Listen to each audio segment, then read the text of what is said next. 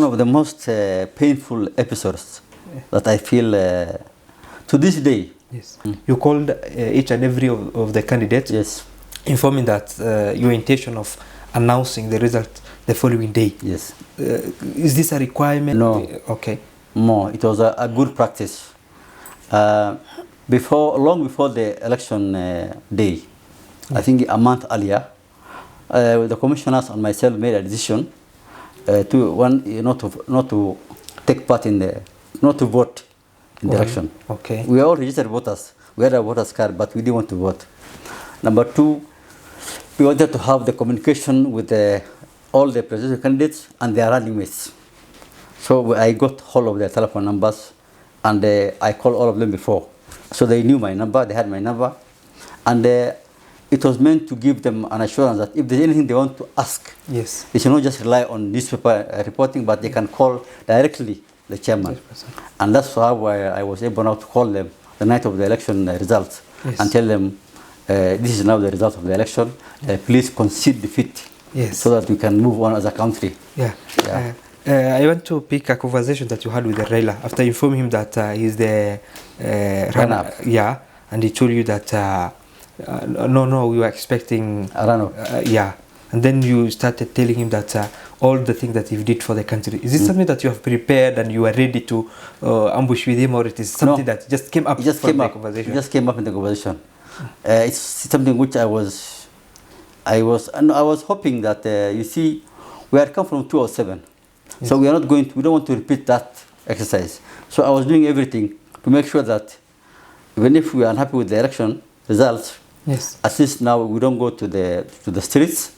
And with the new constitution, now we have a Supreme Court which is going to hear the election petitions. So there was a very clear way of election dispute resolution process. So I was trying to make him accept the results and just concede, because I think the country will have sighed a very big sigh of relief. Yes. Yeah. Initially he accepted, and then later on he changed his mind. Yeah. On the petition, the election result. Yes. They lost the case. Yes. The petition. After that, after some while, they started protest. Yeah. Asking you and the commissioners to resign.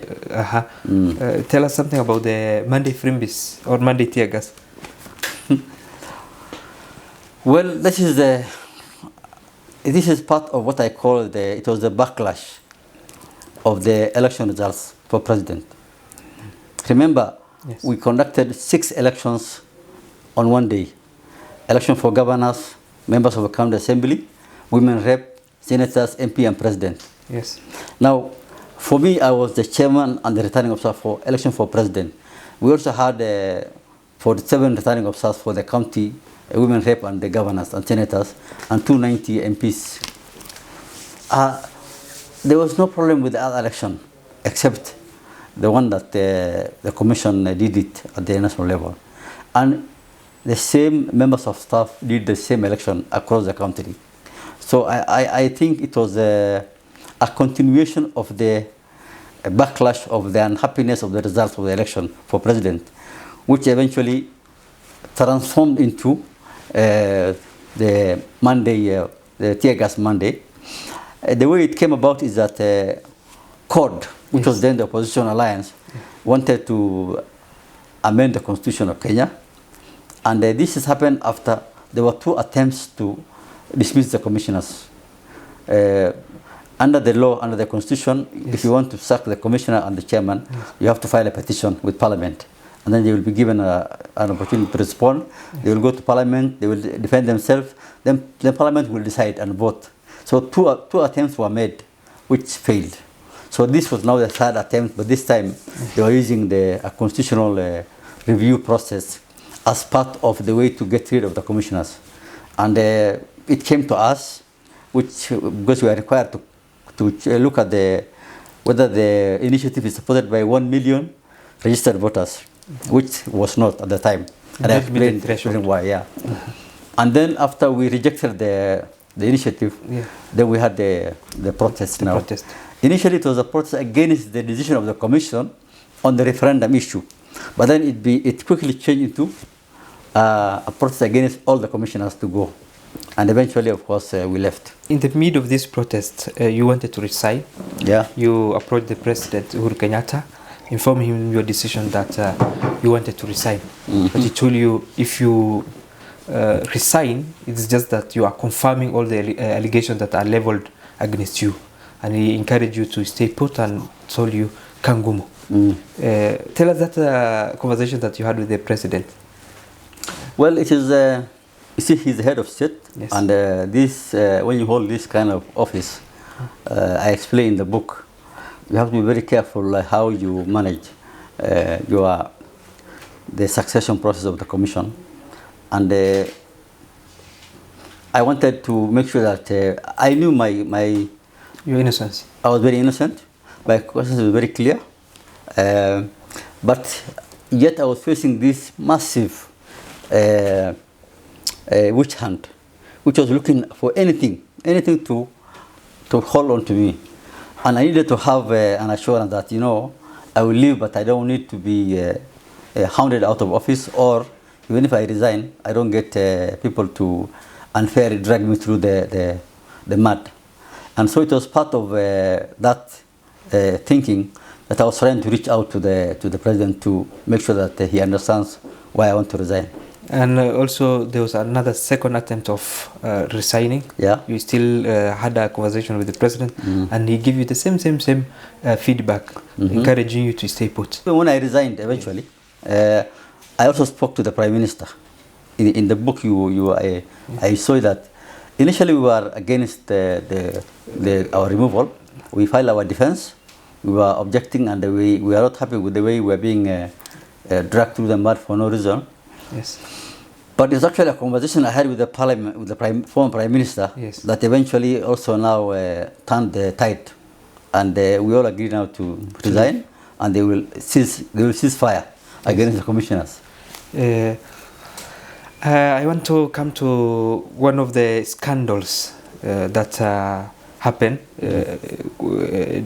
during your time. Chickengate. The chickengate. Yes. How much chicken did you get from the chickengate scandals? That was one of the most painful episodes that I feel to this day. Yes. If I apply for a job, I applied for a job as a judge of the Court of Appeal. Yes. And two people filed a complaint against me.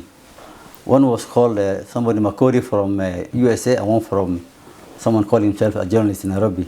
I don't know whether it's fake or it's David Habley. And they're filing against me for chickengate.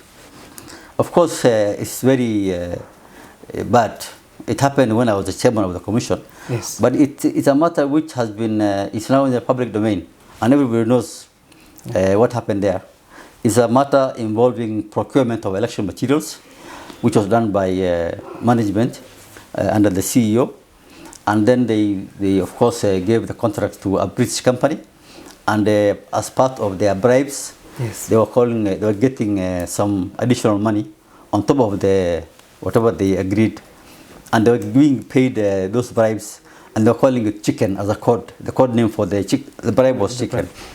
And so it was investigated. EACC did a thorough investigation. I went and gave my statement. I'm actually now a witness for the prosecution. The CEO and some other staff of the commission have been charged in court. The matter is still in court. And so I don't want to talk much about it because I'm a witness.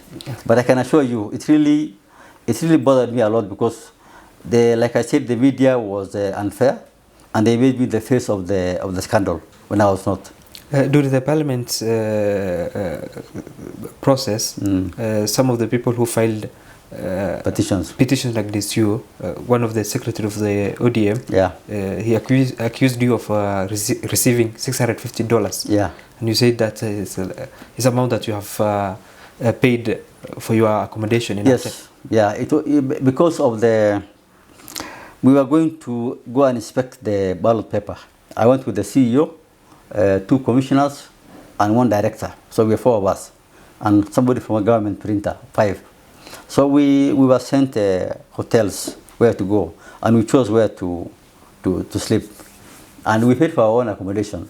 And so, but that particular email where they sent and they said these are the hotels that you're going to, you can choose to spend, and we spent in there. That we are being accused now of collecting, not actually getting cash, but being paid for. But and I've been trying very hard to actually get those accommodation receipts from the hotel, but I didn't get it.